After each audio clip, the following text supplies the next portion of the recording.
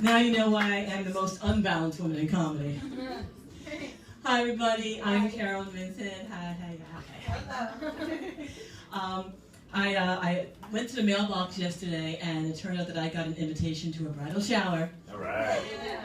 I hate bridal showers! I will pay you. Never send me a bridal shower invite. Everyone is obsessed with the bride and the bride. The mother of the bride has been planning this since the day that you're born. And just as the bride arrives, at that exact moment, who walks in but Aunt Matilda and smelly Aunt Tessie, who have never been on time for anything in their lives. They're carrying boxes marked bridal shower, totally ruining the surprise. 25 years of strategic planning, zip down the drain. You know how they got me to my bridal shower? Like all good Catholics, I had to go through a boot camp called pre-Cana.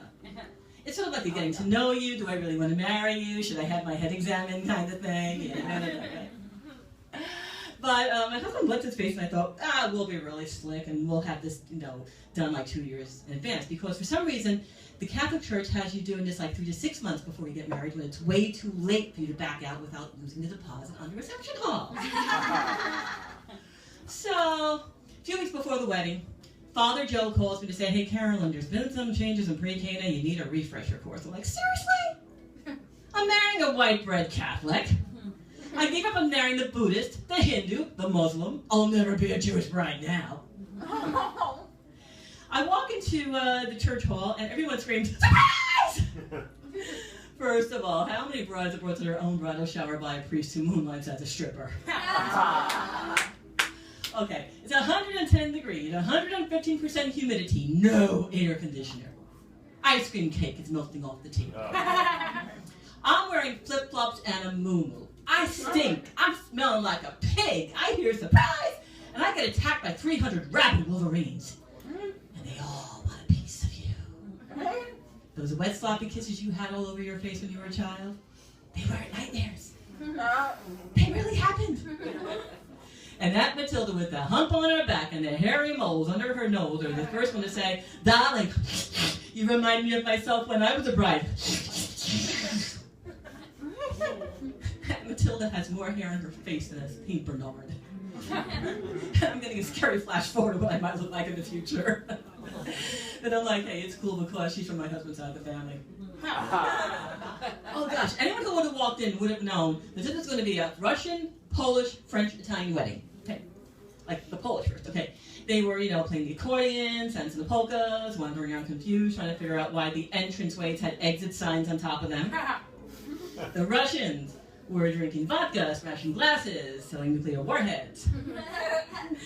The French, they were braiding their armpits and they smelled like cheese. And the Italians, they were shaving their legs, shaving their beards, shaving their backs. Come on, they were dressed in black leather. This was August. Oh, God. And, the thing is that, like, they got to make you spend more, like, 2 seconds more with Aunt Joni than Aunt Mary. Holy jihad breaks out. They go nuts. So, it turns out the fight did break out. Aunt Matilda, Aunt Ida, and Smelly and Tessie are waiting in the front row for the best seats. They've got their stockings rolled up to here, their hairnets, okay? They're like in their 90s, okay? You know what I'm talking about here? And they're like, oh, who's gonna come to that?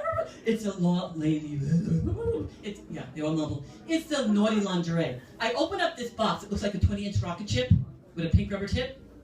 Aunt Ida yelled out, hey, Carol, I can see one at home. Let's send you extra batteries. How many women get a used vibrator from a gang of old hoes? Usually it's on the side of the thing. You could use it you could use it on a horse. Don't go there. A horse would take a look at one thing and run for the hills. And then Ida yells out, hey, Carol, I think that's just something old, something blue, something borrowed. The blue lace pennies from my wedding night. She weighed 600 pounds on her wedding day. You could have used it as a parachute if it was incredulous.